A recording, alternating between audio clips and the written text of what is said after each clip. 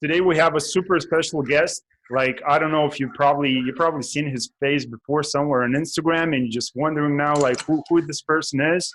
Like, this guy definitely don't need an introduction in real estate space, but for you who don't know his name, he's Justin Spaulding. He's the president of real estate holding company Spaulding Group Realty. He has several years of experience in sales, direct sales, real estate acquisition, and property and asset management. He has previously turned around poorly performing multifamily and storage unit properties, currently having more than 25 million assets under management. I mean, it's crazy. Welcome to the show, Justin. Appreciate you having me. I'm excited. Thanks for being here and sharing the knowledge and the inspiration, So can you just tell a little bit, about yourself for the people that never seen you before? Like, you're known like 25 million in assets under management. That's a lot. So can you just tell people, how did you start it, first of all, in real estate space? And I mean, what's the journey here? I'm a small fish, first of all. That's a small fish, right, in the world that we're playing in. But, I mean, it's been a lot of fun over the last handful of years here. 2009, I got introduced to basically, I was going to college. I didn't know what I wanted to do with my life. I was basically just going to school to play football. And I wasn't on scholarship or anything. I was playing D3, and I had a good college career. Football, from a leadership standpoint, it taught me a lot about leading people. College and school and stuff, not quite as much for what I'm doing. And in 2009, I became super interested in real estate. We took a trip to Chicago, and I saw Trump Tower going up. I didn't know who Donald Trump was at that point, but I'm like, man, that thing is awesome, and it would be something that I'd love to do one day. And right from that point, I started getting any book. I was a sophomore in college, so I started getting every book on real estate, investing, finance, successful business people, and I just started consuming books and anything on YouTube at the time. Was starting. Obviously, YouTube was getting hot in 2011 or whatever, but so there's some stuff on YouTube. I would just consume everything, and I always learned though with the mindset of I'm going to go implement this and do this. Not just I never wanted to be just consuming just to consume. I always had that mindset of, okay, I'm going to take this and implement it. I would actually visualize myself doing the things that I was learning in the books. And the big thing for me was I never really understood the whole big concept of all those things that they would talk about. But I would understand little bits and pieces in the starting blocks, the foundational blocks of it, and I would really visualize myself going out and implementing it. And so then I graduated, and I had some professional football tryouts and stuff like that. Obviously nothing panned out. And then I quickly moved on. I didn't want to be one of those guys just playing for chicken wings at their hometown professional football team or, whatever. So moved on from that, got involved in direct sales. And within the first about 18 months, I grew it to the top 0.5% of the company and made decent money. But it wasn't like I made crazy money. It was the standpoint that I was very disciplined and I saved. I was very diligent, like just paid attention. And every penny that I made, I was paying attention to where it was going. So I saved. And I really realized that, man, you can only cut so much out of your life. You have to find a way to grow in income to be able to save more. So because I was like cutting as much as I could, right? So I kept growing my income through direct sales. And as my income went up, like I would save the surplus. I would not, my expenses didn't go up with it, right? So real quickly, I was starting to save a few $1,000s a month and $5,000 a month, just going right to my savings. And I kept, so now from 2009, now it's 2012, right, when I'm doing this direct sales. So from 2009 to 2012, when I'm starting direct sales, I was learning that whole time about real estate and investing. But the same thing from 2012 to the middle of 2013, I was still learning about real estate. I was going out and looking at properties. I looked at probably like 100, 150 properties. And I got to the point then through direct sales where I had enough saved up to pull the trigger on one that made sense. And we needed $40,000 to close the first 4 unit that we did. And my parents knew and believed in me, and they basically knew that whatever I'd set my mind to, I was going to go out and do. I was going to be committed. I wasn't going to back out of something. So that was enough for them to be, once we found the first 4-unit deal, I told them the benefits, showed them what we could do with it, that I would manage the whole thing for free, whatever. So it was $20,000 investment for me, $20,000 investment for my mom, sister, and my dad, those three. So we had $40,000 total and went in and we did the first project, and we just kind of kept rolling from there. Wow, it's beautiful. I mean, it's a great story. I love it. I mean, there's a lot of different pieces, of course, missing from the story. Well, and I'll just, and so that's basically US got started, and that's how I kind of got started. And then throughout, obviously, I kept gaining experience. I kept adding to my track record, and I really promoted, like you see, and other people have seen on Instagram or whatever. I'm not bashful, but like I'm promoting because like, I know that's how I'm going to find other people to lock arms with to do this thing. And so we bid off, 300 storage units, and that added to my track record. We bid off, we successfully sold the first 4 units and the second set of 4 units that we got. So that added to my track record.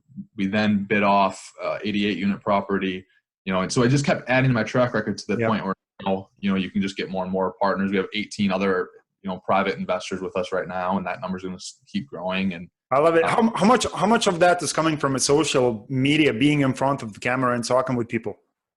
I'll say all of it, but at the same time, I'll say none of it. Yeah. Because what I mean by that is I say all of it because a lot of the money that I've raised is from people that I know in my area. I'm from Wisconsin, and so in this area, but they really watched and paid attention to everything that I had on social media.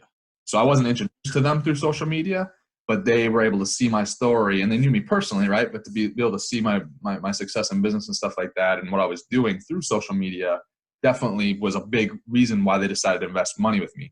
Now, what your real question, I think, was how many people found you through social media and invested with you. I don't know. We have like 4 that, have found me through social media and invested a minimum of $50,000 for the last year with us. So okay, yeah. I mean, but it plays a big part. Direct and indirect, right? Yeah, that's cool. I love it. So can you talk about, because now everybody's just talking about, the recession is coming here, everybody, it's just a matter of time. And, this is not the BS. Like everybody who's in real estate that is going to happen, right? So, I mean, what strategy is right for you in the given market right now at the moment?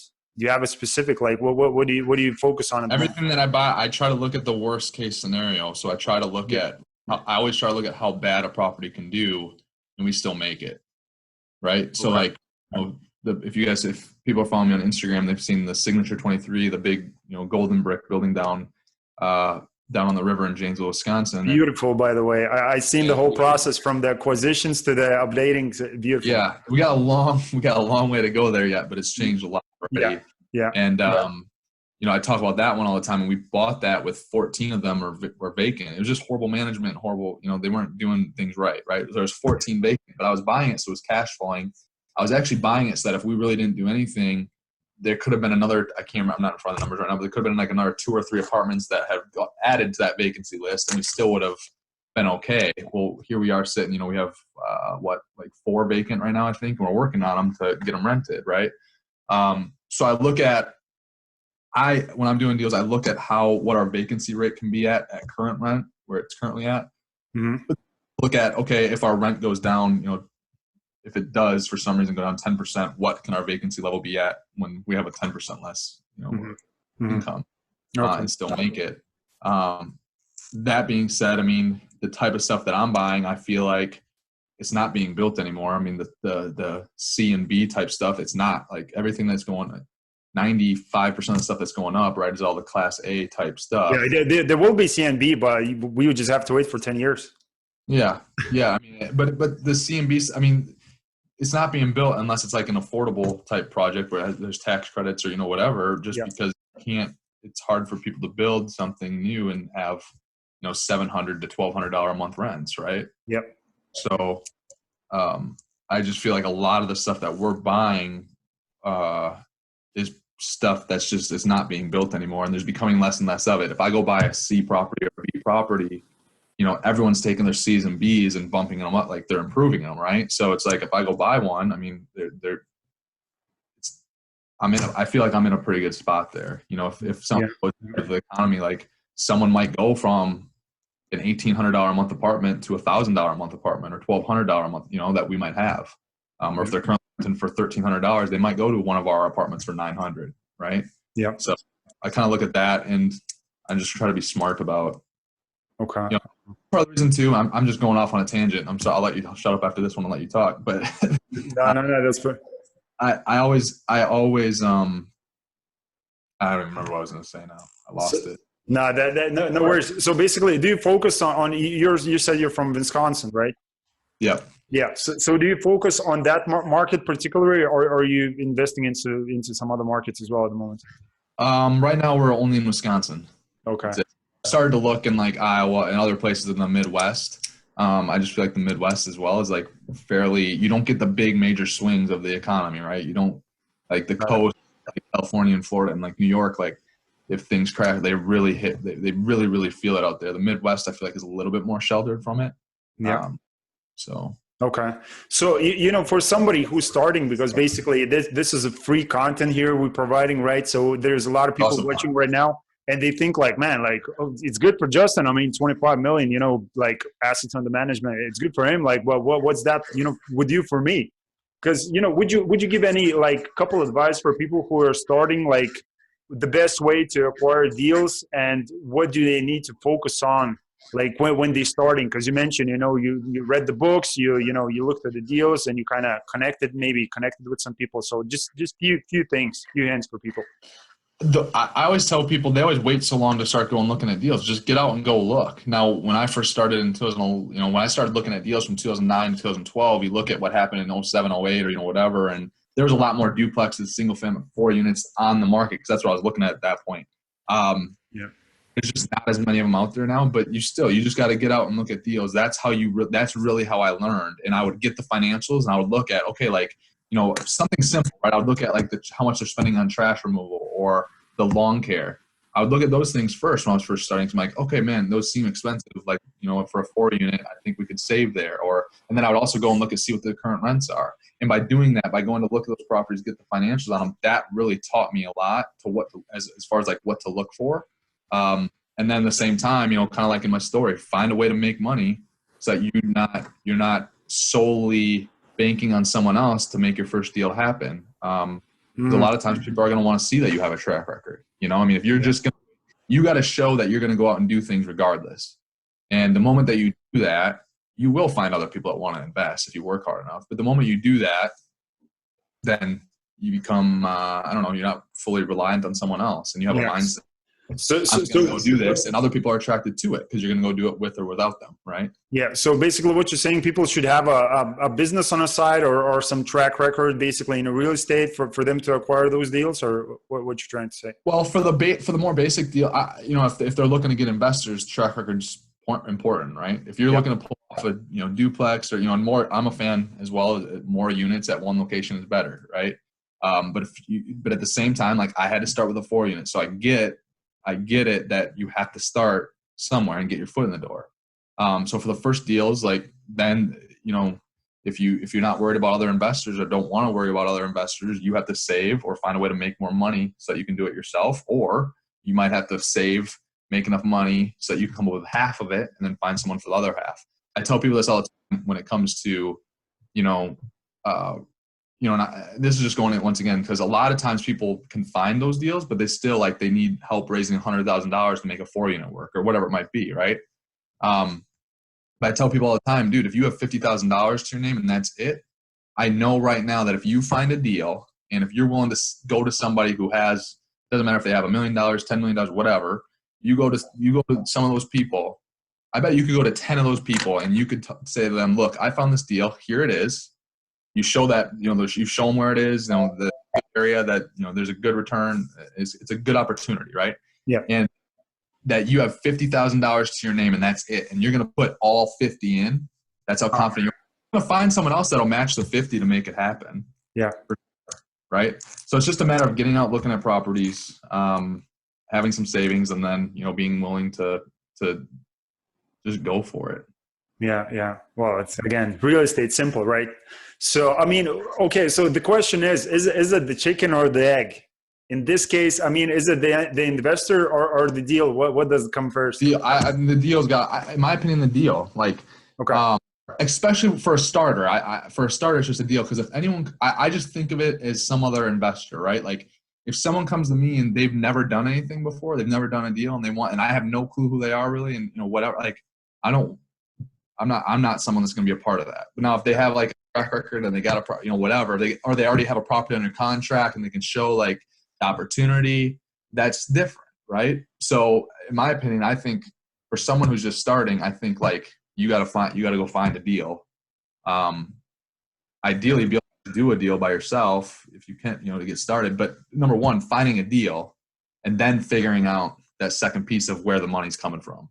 Yeah, because I mean, once you find a good deal with a good return, then the investors is the easy part, right? Right. Because I'm not to the point yet where I'm raising too much money before I find a deal. Like, yeah, I have some people committed already for like, 600 grand or whatever before I find something and they've given me a soft verbal. But like most of my money is raised after I find a deal and I show them the opportunities. Like the 96 unit that we just closed last Friday, that deal I went out and, I already had some funds pre-raised essentially, but to raise the other half of them, I had to bring the deal to them. They looked at it. Oh, here we go. Right.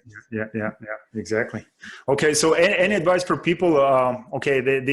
They kind of, maybe they're going to find one good deal that they think, well, is good to bring for investors. So in a due diligence process, or even before that, any advice for people on an underwriting process? For the underwriting price, like how I Yeah. underwrite, is that what you're kind of asking? Yeah. Always try to use my main thing is I always try to assume I'm not going to run it better than the current management. Hmm. Just assume that's how, I know, like in the back of my mind, I'm like, we're going to run this way better than the current management. Like, I'm really good at lifting revenue. So I in my mind, like we're going to do better, but that's just how I underwrite it. I assume, okay, if all things like this purchase price, if all things stay equal to how they are now, what's it look like? Right. And so actually this is what I had forgot about before, coming back to it. That's why I'm hitting, like in every deal we've done, I'm hitting year 4 and 5 numbers on my projections, like in year 1, in year 2, because I'm just assuming that we're going to be able to run it the same. I want to buy for sure things. Yeah. Right? Yeah. Well, So what we've been able to do so far is be able to pretty much buy for sure things where there's going to definitely be issues. There's going to be things that go wrong, but it's like, okay, it went wrong. It's okay. Like we're going to be able to go like this and we're going to wake up tomorrow and it's okay. I don't want to assume that year 1, my rents, like if they're bringing in $1 million of revenue right now, my year 1, my first 12 months, I don't want to assume that I'm going to bring in 1.2 million. Right? Could we do it? Yeah, I think we could do it in the right scenario, but yeah. I automatically assume and bank on that to be able to cover the mortgage, right? So that's my big thing is, once again, is people look at real estate investing or what we do, what I do, and they think it's super risky. I'm like, I'm really one of the most conservative people, like just as from a standpoint of like what I do, I'm conservative. That's my biggest. What's a super risky? I mean, look at all the options. What other options available was? Is it the stock market that plummets 300 points a day? Well, the REIT, which again, it's a stock, like mutual funds, bonds, like what pension funds, like there's, like real estate is definitely one of the best asset classes to investment. And I don't think there is a risk in there, but is there any advice for people when they're touring a property? I mean, things that they should be looking for, should be aware of, like, those type of things. So where I made a mistake, and it still happens, but where I really made the biggest mistake was the 88 unit we bought. And this just shows though that buying something is just better than doing nothing. Cause like the 88, that was the first big property that we bought. And like, I look back on it, I'm like, holy moly, like there's a lot of things I did wrong here. Like I didn't take into account the boilers. I didn't take into account all the roofs, I just didn't like, I'm like, yeah, we'll cover it. Like, I didn't really have a plan, but it's like, now we've replaced the boilers, we've replaced the roof, we've done so much there that we had to do. And I'm like, man, like that, it could have been bad. Yeah. But it's still positive cash flowing, right? Oh yeah. So like we're because once again we were able to we raised revenue when we bought that. I think this was in 2016, mid 2016. The income there was like 620. This year we should be around 875. So like we've been able to raise significantly. But looking back on it, like I did not do as much due diligence. I was so much like worried about the in-unit stuff. Yeah. That I didn't pay attention. Like in February, we dropped $65,000 on new boilers. Last year we put, I don't know, it was like between some siding and all the roofs of the buildings and all the garages, like it was like $350,000 or $425,000 for the roofs. And, I'm looking at what's the plan now for the blacktop because the driveway's starting to fall apart. So now I'm much more cognizant of those big capital expenditures. And it's not that it has to be a deal killer, but you better be aware of it and plan for it versus like. Yeah. So what's the number would be on a capex, let's say per unit? What would you recommend, like in case somebody's? I've been up to, I've done a 10 unit before where I was thinking it was going to be $11,000 per unit when you allocate everything across, not just in unit stuff, but the roof, the side, and really I should have done $17,000 per unit. But there's also deals where it's like, if all the siding, if the roofs, if those are all newer, if the blacktop's newer, if, everything's within the last 5 years, now it's like just in unit stuff, you could be anywhere between 2 and, 5,000. Yeah. Right. So basically on a due diligence process, you find out basically how much approximately is going to be per unit. It depends. Yeah. Right. Yeah. Okay. It depends. So, but then, depending on how much is done and, between exterior and big CapEx stuff and interior stuff, you're obviously going to want to plan for, and this is something I didn't do in the first one either, that I do every time now, is setting aside whether it's $250 to $300 per unit per year aside in a future capital expenditure account. Right. So, it's stuff that you learn. Once again, you learn, like I've learned so much of this on the go and I'm still like learning. I'm still so. Yeah, definitely. Because there is a lot of things to learn in real estate, and most of the stuff that's why I'm asking those questions, and I know I'm not asking enough questions because there is a lot of things to cover. But most of the things, like as you're saying, you're gonna cover yourself while you're gonna start working the deals, like acquiring the deals, and that comes up as you say once you start going. So, and it's hard between theoretical and practical. Exactly. Because like real estate, like theoretically going into it, theoretically but it's Murphy's law is practical, like it's practicality. Like so, there's a you just want to err on the side of Murphy's law is going to happen, things are going to pop up. So I'm always looking for what's going to pop up here, and once again, not that they're deal killers, but to be aware of it and to have a plan for it versus being up Schitt's Creek, later. Yeah. Okay. So can we talk about, you mentioned kind of the mistake you didn't, count these items, the boiler, the roofs, the maybe the curb appeal, and all that stuff. So can you talk about, for a person who's starting, structuring a team, putting a team in place, so making sure that he's not making these type of mistakes, from a get-go? It depends how many units you have. Like when I was at the 4-unit, 8-unit level, like it was just me. You don't have resources to be able, right? You can have some other contractors to be able to do stuff, but you have less margin for error in the 4 units and 8 units. It's like one water heater goes out and that's like your profit for 2 months. Like it sucks, right? So, but that being said, that also taught me a lot too about the whole process. When I just started, it was basically just me. And then what happened was, as far as team, how it happened for me was, then it ended up hiring someone that was part-time that would do the lawn, that would do like maintenance and painting and the turnovers, right? When I had the 8 units. So it was super part-time, but he started doing that. So that took it off my plate. And then as we started scaling up, then it was like, we had a bookkeeper and we got a manager, and then it was another full-time maintenance person and then another manager. And so we just kind of kept growing. And then, just last week I hired a COO to take like over these next couple of weeks, over the next couple of months to kind of get me. She's basically going to oversee all the execution of the management arm of our company, right?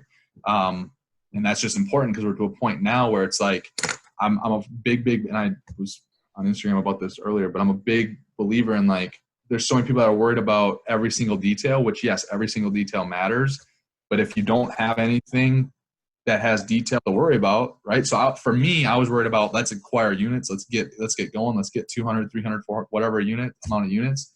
And we're going to be far from perfect. I think we do a lot better job than a lot of other people, but we're far, far, far from perfect. But now by hiring team members, right, you start to trim away at some of that fat. You start to get a lot more efficient and perfect operationally. So that's kind of, and you just got to fill in, like someone else might be looking at this and not want to do anything with like the maintenance end, or maybe they're better in the management. They need to hire someone to go out and acquire more stuff for them. Whatever. I don't know. You have to hire what you're not good at. And for me, I'm the deals guy. I'm good at raising the money. I'm good at, finding the value add deals, and I'm good at raising revenue at properties. But as far as like actual really, really good management of like a stabilized asset or, whatever.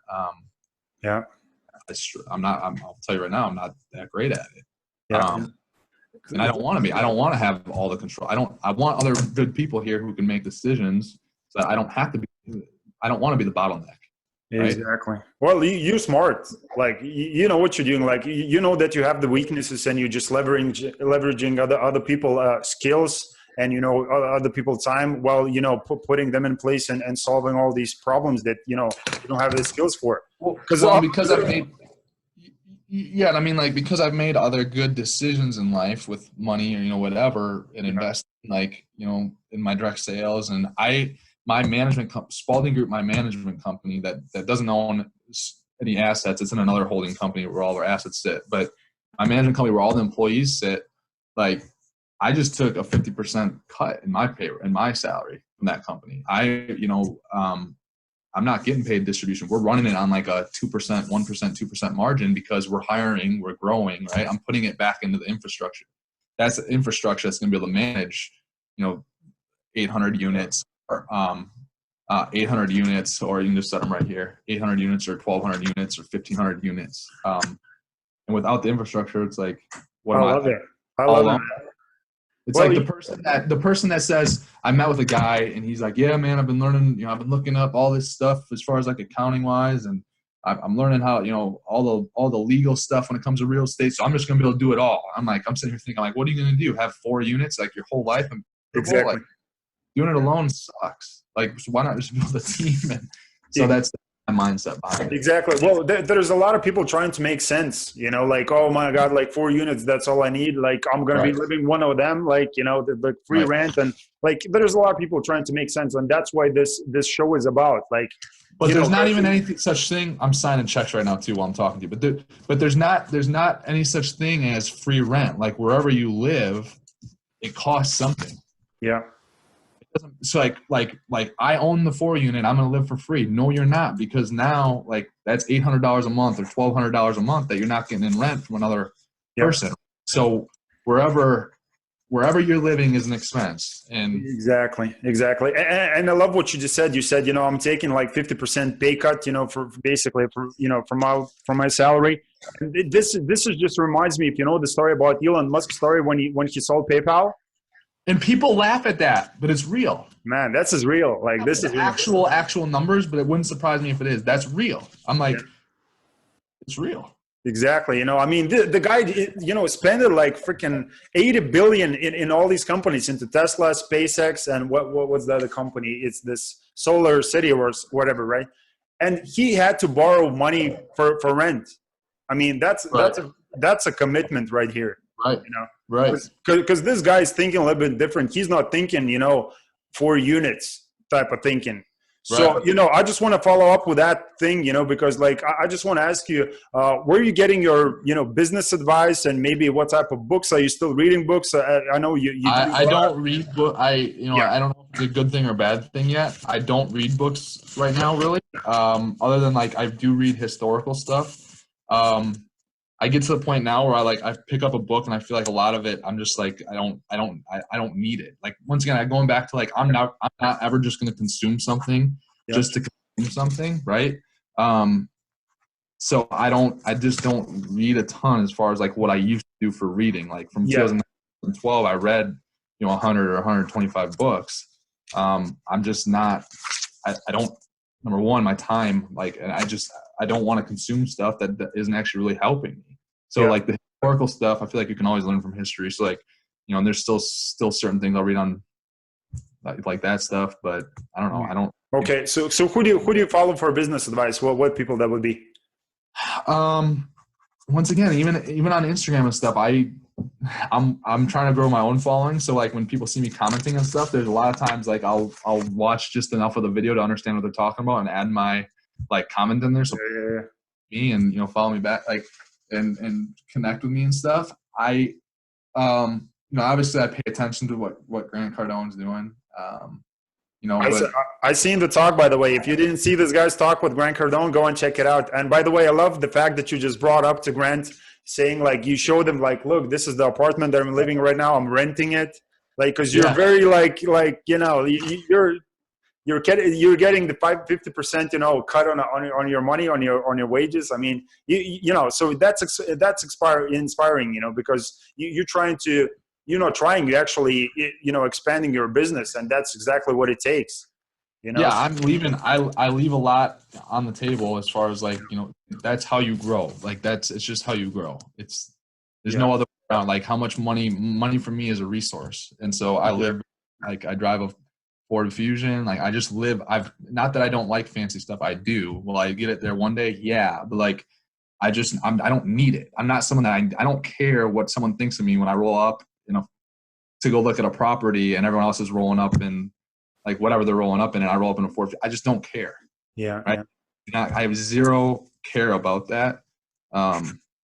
And it's probably still, because sometimes it's hard, or it wasn't always easy. And like I lived at home for a while after school, and once again, that was a luxury, right? And I get it. Not everyone gets a chance to live at home to save money. I did, and my parents are awesome. But people are saying that I can't live at home because mom and dad won't let me. They still have a friend or two or three friends that they could go split rent with somewhere to make it, instead of $1,000 a month, to make it $200 a month. I don't care what they say. They do. They have that opportunity or similar opportunity. So it's just a matter of being able to, like, how bad do you want it? How bad do you want it? Exactly. So can you talk about the importance of networking with people at the beginning, you know, because there's a lot of people starting, and is that important, or it's kind of exploring the books? That's why I asked you the question. Is it the books, networking, working the deals? Which one is like a good approach? All of them when you're starting. I mean, and then once you get started and you're like maybe consuming less or reading less or, you know, whatever, then it's obviously the networking and the deals, right? So I would say all three of them are important for sure. Okay. Even back when I was just starting, I would still tell people what I wanted to do, and a lot of people would look at me like, "Oh, you're crazy." But I'm like, "That's fine. Like if they don't catch the vision, that's all right. I don't care. Like I know that they're not going to be able to help me, and we probably want a good partnership or fit, you know." But I don't know. So even early on, people should tell other people, if they truly believe that, they should tell other people what they plan to do, because they'll find, and that's how I started to find people that would support me and link up with me and cheer me on, and, you know, whatever. And later I'll invest or whatever, because I wasn't scared to tell people, even before I had started anything, what I wanted to do. Oh yeah. Because people are scared, definitely. You know, if it like. Because this is not encouraged in society, like, you know, like stop dreaming and, you know, all that stuff. So like people know that, right? So, but talking about the dreaming, like what would be Spaulding Group 5-10 year projections going forward? I mean, I'm always, I don't, you know, I believe in big targets, obviously, but at the same time, I never want to put like a goal or a target out there of, you know, like a number of units and then be bound by that and just go out and do it just to say I hit the number, because it could be the wrong timing or the wrong apartments, right? Okay. But if I had to, like, you know, say like 5 years from now, I mean, like, it'd be awesome if we were at, you know, 10,000 units 5 years from now. It's a good number. It'd be awesome. Once again, is it going to make sense? Are we going to find the right deals? Are we going to, you know, them to be the right deals? So if we have that many units, then that means, I mean, we have teams of, there's a lot of expansion involved. I mean, from maintenance, and then maintenance coordination and oversight, and the management on site, and then, you know, regional type managers and stuff like that. But we have the start of an infrastructure to start, you know, plugging in more units and not even skipping a beat. Right. So. Okay. Yeah. That's cool. And I'm weird like that. I don't know why, but I'm like, I believe in, I write down my targets, and like that 10,000, like that's a target, but it's just like, they gotta be the right, I don't want to just invest in some property just to be able to say, oh, 10,000. Yeah, I got them. Yeah.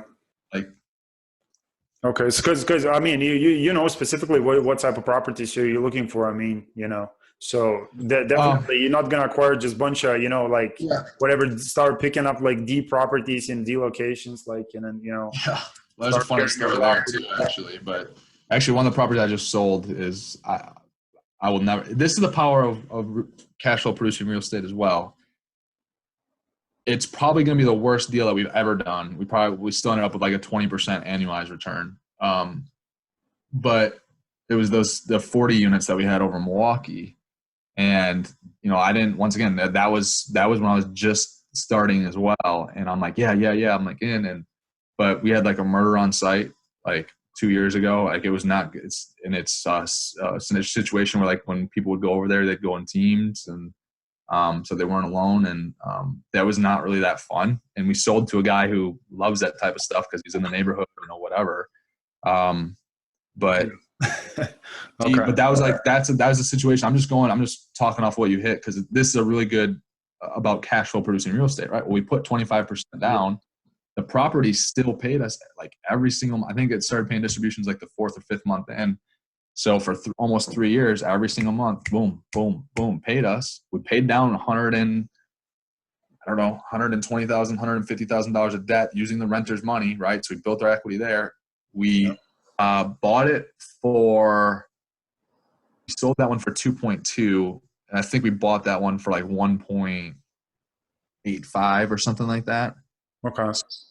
The return the return between the cash distribution and the proceeds were still, even though like I would never buy that property again, even if like it's just, but that's just a testament though to what you're doing on your show and like, you know, talking about real estate and cash flow producing real estate, and the power of cash flow producing real estate is crazy. Yeah, exactly. So can you just tell people about the courses? Because I've seen you have some courses available, and can you just explain people that want to join those courses when you're going to be teaching them in the courses?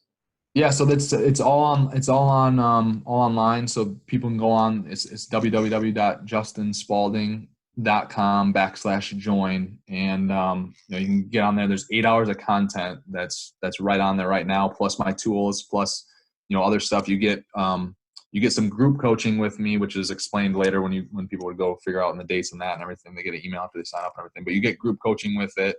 And I mean, it's been pretty cool. It's been more of a soft launch with it. We kind of done a lot of testing with the marketing and stuff. But we've probably ran through, I don't know, maybe 30 people with it, 35 people with it already. But I mean, I know we've got 3 students that have closed deals anywhere from $1 million to $3.2 million since like, and then we have a handful of people that have been able to, like, they had up like 4 or 5 single family homes. They wrapped them up, sold them, and now they're in the process of running forward into a larger property. So it's like, it's pretty cool that we've been able to, like, the percentage of people who are actually going out and doing something with it. That's really cool. I never wanted to be someone that's just like charging for a program, and like I truly want people to get something out of it. Yeah. So what do you think is important? I mean, because there's a lot of huge companies that people don't even know. I mean, the BlackRock is not going like teaching, you know, people how to invest into real estate. So like, why are you trying to educate people? I mean, I don't know. I have fun seeing other people succeed. Like, I think that's why I like building a team here too, why I don't delegate on stuff. And, you know, I don't take the credit when stuff goes good here, because I like to be able to say like we did that, or great job, or, you know, whatever. Like, I like it when other people succeed. And so I think that I get a lot of fulfillment out of that. Other thing is, I mean, I have so many people reaching out to me that, you know, want one-on-one time, which I do that. I charge like $1,000 an hour for one-on-one time, but I have like 3 or 4 people that pay it. Like, they're like, okay, here. And they've had a lot of great success and results with it. My time is just so busy. So I'll do like one-on-one type stuff, but I really love seeing people be successful. I have so many people reach out to me wanting one-on-one time or wanting to learn. I said, dude, like, there's so much good free stuff on my Instagram. They're like, yeah, but it's kind of like your Instagram. They tell me that, yeah, but your Instagram, always hopping around to what you're doing day on day. There's nothing like in a set order of how you went on. And I'm like, well, it's all there. Just piece it together. It's free. And they're like, we want to package things. Like, when I started getting that from people, I'm like, all right, like, I mean, I'm an entrepreneur too, right? So I'll make a product and sell it. I mean, it's not our income, right? Yeah.